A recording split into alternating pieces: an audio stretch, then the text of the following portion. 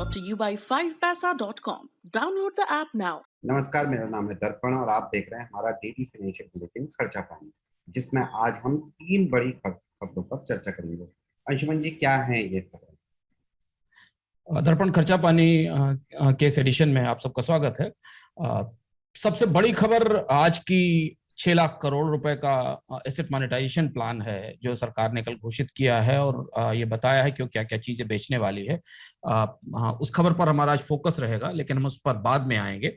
सबसे पहले हम बात करेंगे अर्बन कोऑपरेटिव बैंक्स को लेकर बहुत सारे सवाल उठते हैं। सरकार ने आरबीआई ने एक कमेटी बनाई थी, उस कमेटी की सिफारिशें आ गई हैं। उस सिफारिशों की रोशनी में भारत में जो ये 1500-1600 अर्बन कोऑपरेटिव बैंक्स हैं, इनका भविष्य क्या दिखता है और इनके बारे में क्या होने वाला है। इसमें बहुत सारे लोगों का जमा भी है, बहुत सारे लोग उससे एडवांस भी लेते हैं। हम इस पर चर्चा करेंगे कि आरबीआई की ये समिति क्या कहती है।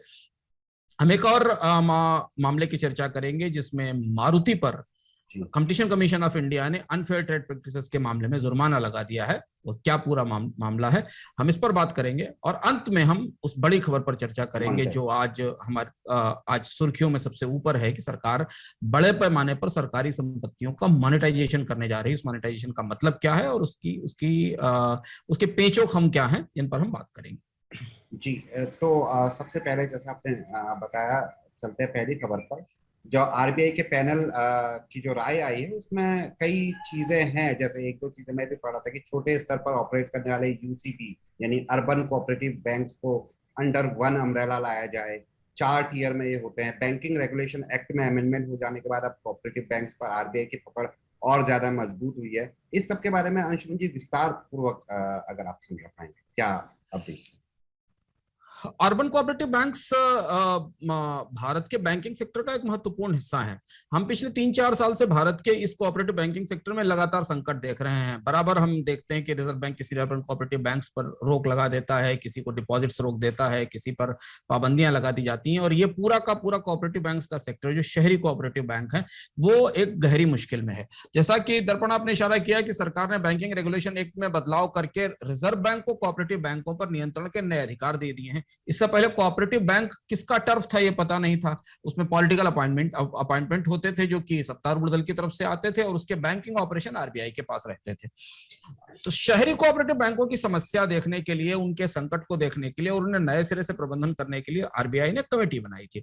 उस कमेटी की रिपोर्ट कल आ गई है और वो कमेटी की रिपोर्ट कई नए उपायों का सुझाव देती है, सुधारों का सुझाव देती है, जिस पर रिजर्व बैंक ने सभी स्टेक होल्डर्स से, जो लोग इसमें रुचि रखते हैं, उनसे जवाब मांगे हैं और उनकी राय मांगी है।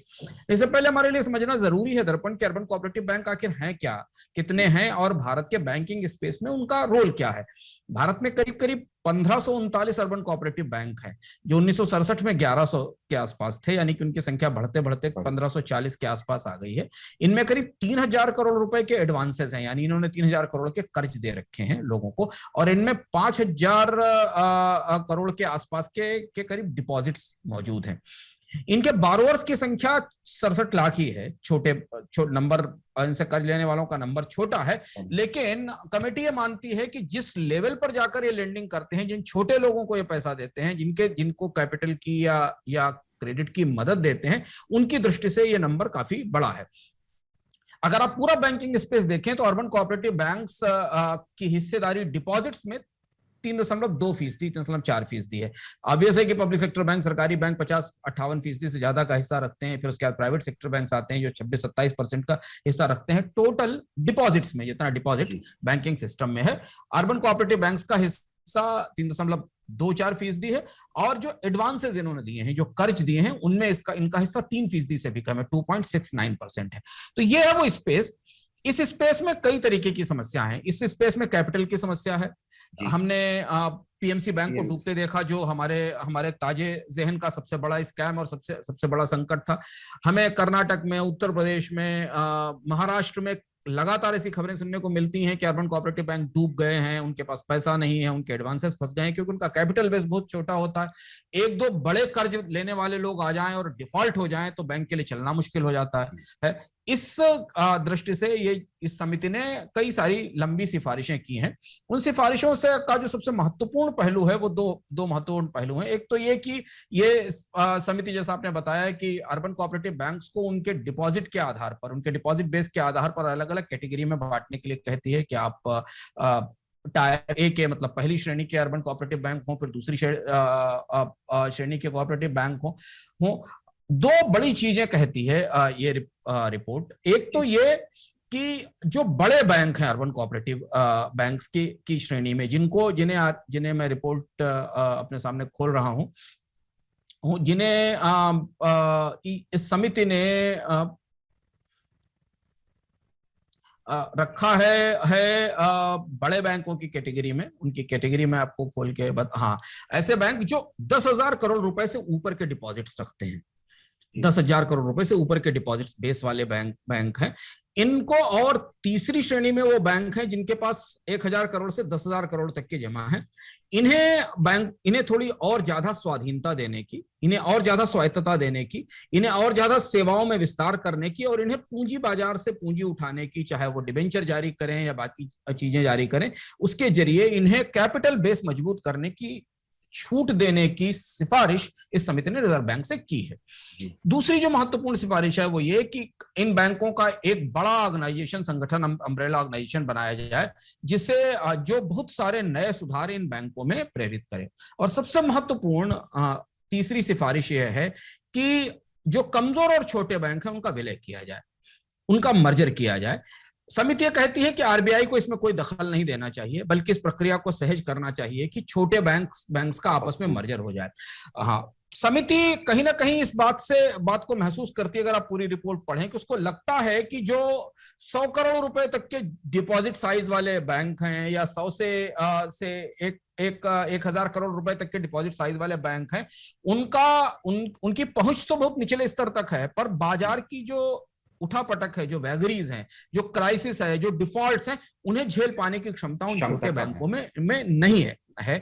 तो उन्हें बड़ा होने के लिए विलय या मर्जर की सिफारिश की जाए। ये 3 सिफारिशें। इसके अलावा और भी बहुत सारी लंबी रिपोर्ट है, 200 पेज की रिपोर्ट है। हमारे पास समय नहीं कि हम उस पूरी रिपोर्ट के बाकी प्रावधान रखें, पर समिति ने बताया कि हाउसिंग लोन देने के लिए इनको किस तरीके की शर्तें रखी जाए, इनके कैपिटल बेस को कैसे इंप्रूव किया जाए।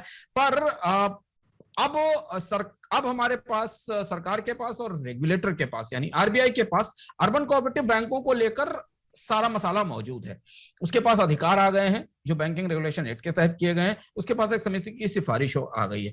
भविष्य में दिखता है कि शायद भारत के इस सिफारिश की रोशनी में दर्पण जो पर्सपेक्टिव मिलता है, जो भविष्य मिलता है, कि शायद भारत के अर्बन कोऑपरेटिव बैंकिंग स्पेस में एक बड़ा रिस्ट्रक्चरिंग और एक बड़ा कंसोलिडेशन आएगा, जिसमें छोटे बैंकों को बड़े बैंकों में विलय होगा, और बहुत छोटे अर्बन कोऑपरेटिव बैंक शायद भविष्य में उतनी सफलता के साथ सरवाइव नहीं कर पाएंगे। लेकिन अभी भी ये सिफारिशें हैं, ये फैसला नहीं है। इन सिफारिशों पर राय मांगी गई है। रिजर्व बैंक बाद में इन सिफारिशों पर क्या निर्णय लेता है और वो किस तरीके के आदेश जारी करता है, ये हमें पता चलेगा। जिस रिपोर्ट की आप बात कर रहे हैं कि वो 200 पेज लंबी है, अगर एकेडमिक्स के लिए या कोई बैंकिंग सेक्टर को नजदीक से देखना चाहते हैं, और अगर हमें वो पीडीएफ उपलब्ध होता है, तो हम डिस्क्रिप्शन में उसे जरूर उसका लिंक दे देंगे, ताकि आप दर्शक विस्तारपूर्वक उसको पढ़ पाए। दूसरी खबर अंशुमन जी, देश की सबसे बड़ी ऑटोमोबाइल कंपनी को लेकर है। कंपटीशन कमीशन ऑफ इंडिया यानी सीसीआई ने मारुति पर पेनल्टी लगाई है। उन्होंने पाया कि मारुति का अपने डीलर्स के साथ ये अजीब सा करार है कि डीलर्स ग्राहकों को अपनी तरफ से कोई डिस्काउंट या गिफ्ट वगैरह नहीं दे सकते, या फिर मतलब इन्फॉर्म करके दे सकते हैं अगर देंगे तो मारुति को। अब मारुति ने कहा है कि वो इस पेनल्टी पर कानून की हद के भीतर रहते हुए उचित रिस्पॉन्स देगी। फटाफट इसके बारे में जानते हैं अंशुमन जी आपसे, फिर किसी संक्षेप में बात कर लेते हैं कि ये भारत में पहली बार कंपटीशन कमीशन ने किसी ऑटोमोबाइल कंपनी के ऊपर, और भारत की सबसे बड़ी ऑटोमोबाइल कंपनी पर, इस तरीके की पेनाल्टी लगाई है या इस तरीके का फैसला लिया है, जिसमें वो मारुति को इस बात के लिए दोषी मान रही है कि मारुति ने अनफेयर ट्रेड प्रैक्टिसेस या सही ढंग से बाजार में कारें बेचने की जो पारदर्शी प्रक्रिया है उसको नहीं अपनाया है। उसने अपने डीलर्स को फोर्स किया है कि वो कारों पर डिस्काउंट देके ज्यादा कारें बेचे। अब ये झटका मारुति के लिए बड़ा है। आज शेयर बाजार में भी हमें मारुति के शेयर में थोड़ी इस फैसले के असर से हलचल भी दिखाई दी।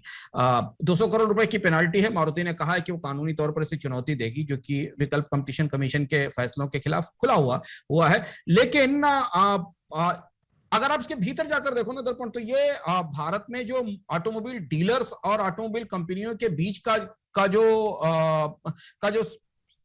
लेन देन है और जो कारोबार की प्रैक्टिस है, उस प्रैक्टिस से जुड़ा हुआ एक महत्वपूर्ण फैसला है। और अब इस समय जबकि कार बाजार मंदी में है, बुरी तरह कारें नहीं बिक रही हैं, ऑटोमोबाइल कंपनियों को अपने सर्वाइवल के लिए बड़े पैमाने पर कारों की सेल्स पुश करनी पड़ रही हैं कि लोग आए और कारें खरीदना शुरू करें।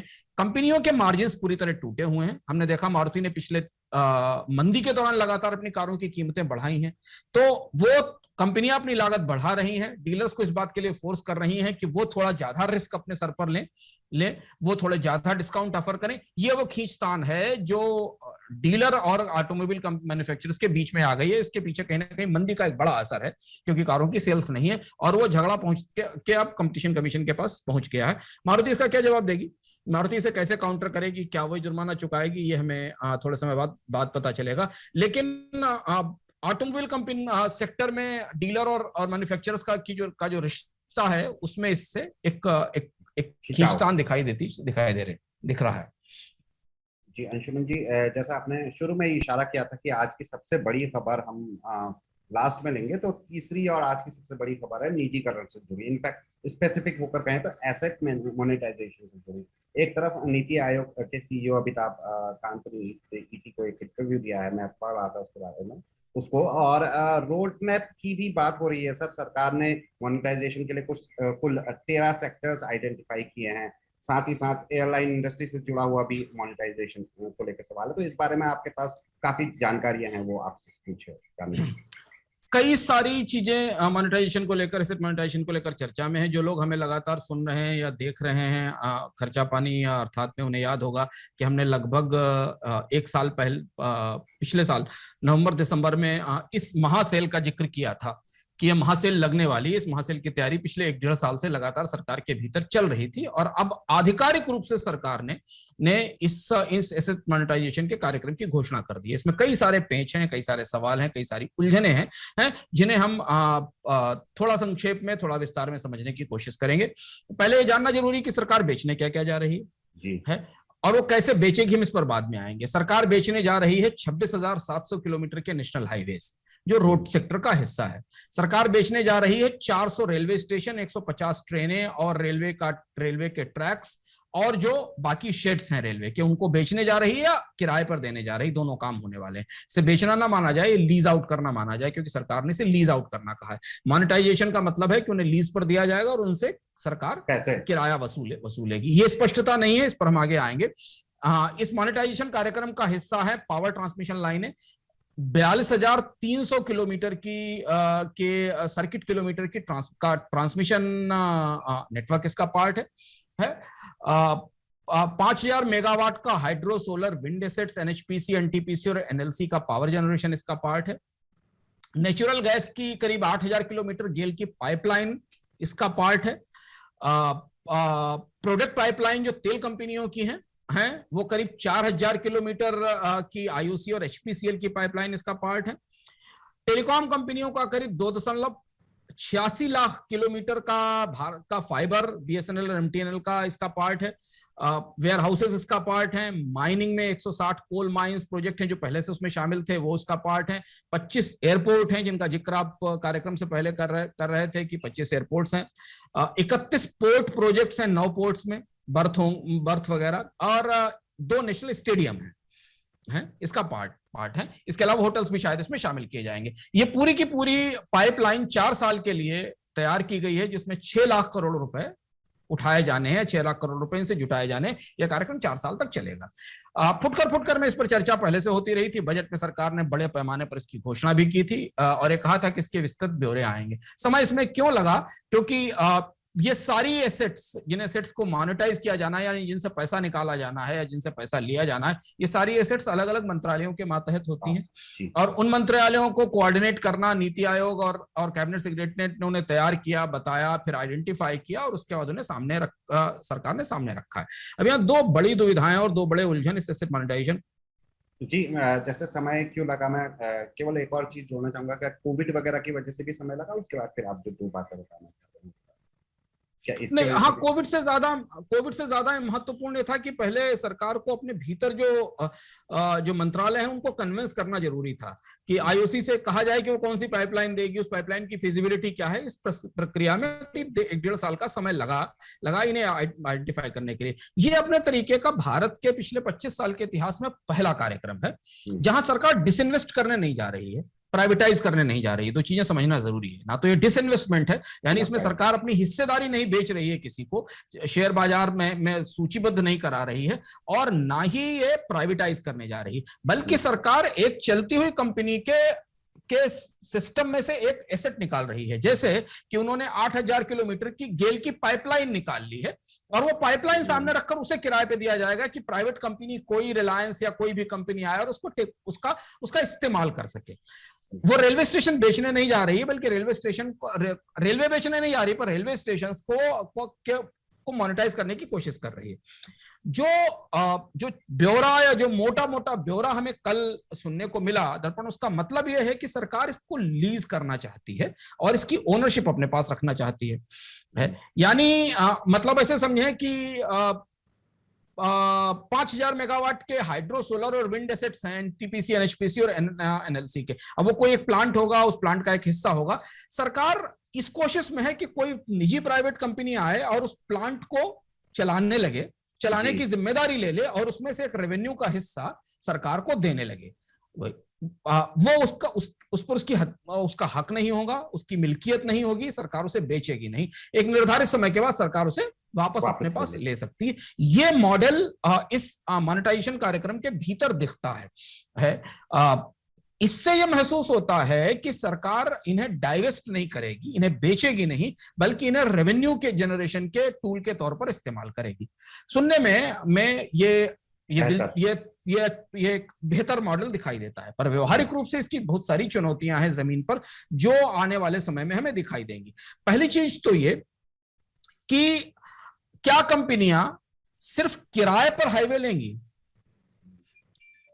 या वो हाईवे या ये एसेट्स को खरीदना चाहेंगी। तो उसका मॉडल क्या होगा ये हमें पता नहीं है, क्योंकि किराए पर लेने के बाद कितना रेवेन्यू वो अपने पास ला पाएंगी, कितना रेवेन्यू वो सरकार को दे पाएंगी, ये कहना मुश्किल है। हमने इस मॉडल को कुछ क्षेत्रों में भारत में सक्सेसफुली काम करते देखा है, कुछ क्षेत्रों में काम करते हुए नहीं देखा है। भारत में पहली बार हो रहा है ऐसा। जैसे हमने शुरुआत में देखा कि जब एयरपोर्ट्स को लीज किया गया था तो शुरुआती हिस्सों में कंपनियों को बहुत सारी और अथॉरिटी भी दी गई थी, बहुत सारी ऐसी सुविधाएं दी गई थी जिससे वो उस एयरपोर्ट के पूरे एरिया को डेवलप कर सकें। जैसे हमने दिल्ली एयरपोर्ट पे देखा है, मुंबई एयरपोर्ट पे देखा, वहां रेवेन्यूज थे, पैसे भी थे, लेकिन आप देखिए मुंबई एयरपोर्ट की क्या स्थिति हुई। फाइनली उस कंपनी को जिसको मिला था उसको अडानी को बेचना पड़ा। तो सरकारी एसेट्स को लीज करने का प्रोसेस और लीज से लंबे समय तक रेवेन्यू मिलने का प्रोसेस, हमारे पास उसकी सक्सेस स्टोरीज बहुत ज्यादा नहीं है, उसकी सफलता की कहानियां अलग नहीं है।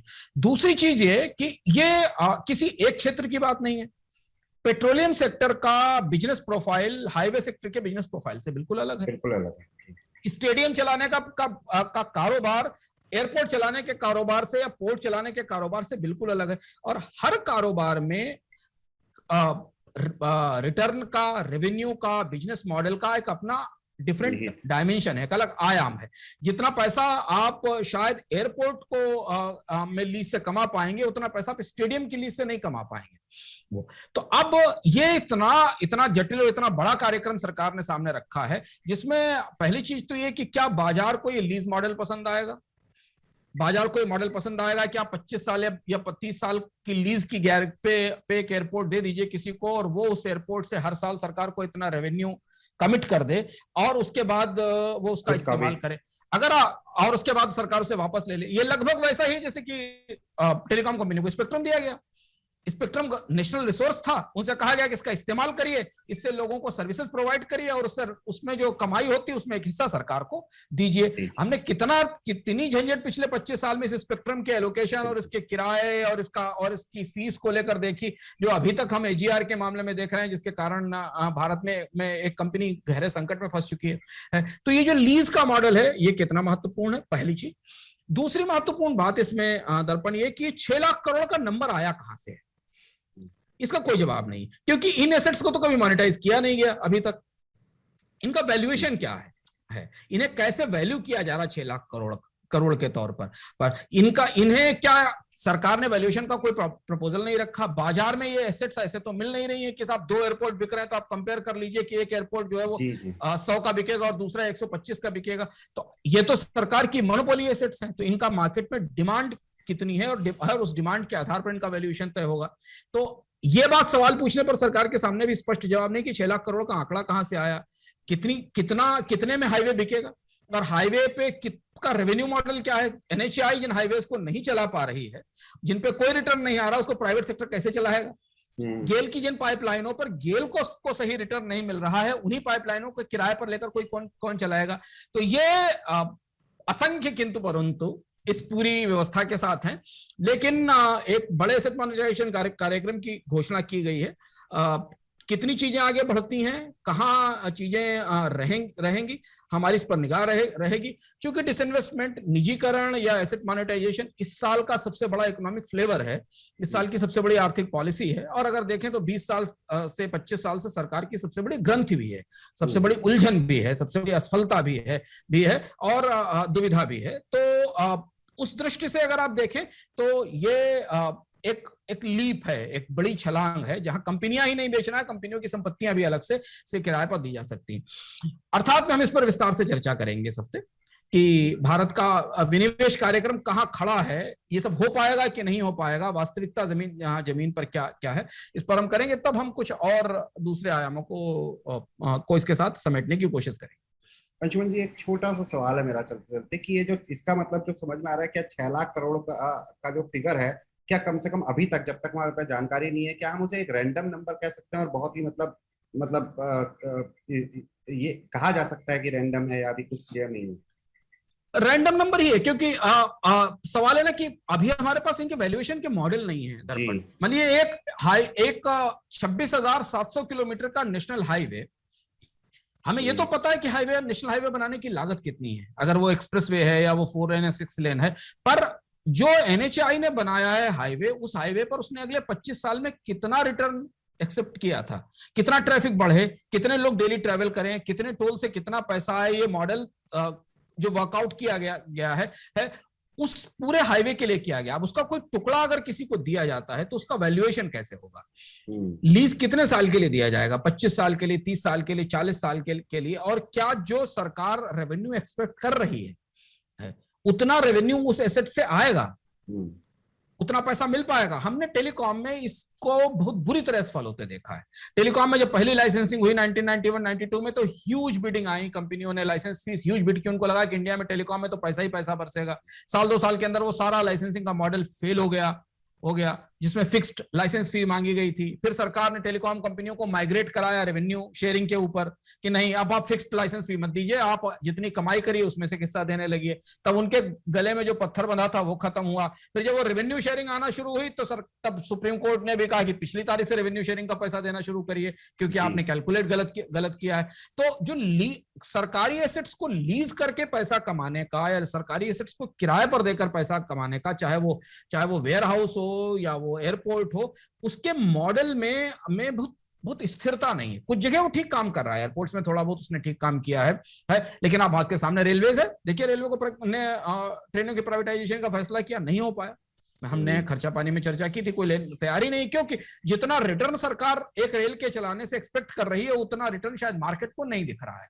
तो अभी सुर्खी बहुत बड़ी है, पर सुर्खी के नीचे बहुत कुछ सामने स्पष्ट रूप से दिख नहीं रहा है। लेकिन आज की बड़ी खबर थी, तो हमें इसके सारे आयामों पर चर्चा करना हमारे लिए आवश्यक था। और इसके बारे में जैसा आपने बताया था विस्तार पूर्वक हम इस हफ्ते के अर्थात में भी चर्चा करेंगे। तो ये था आज का खर्चा पानी। आज के एपिसोड के बारे में या खर्चा पानी शो के बारे में अपनी राय दर्शक हमें कमेंट के माध्यम से दे सकते हैं। सभी को विदा। शुक्रिया अंशुमन। धन्यवाद।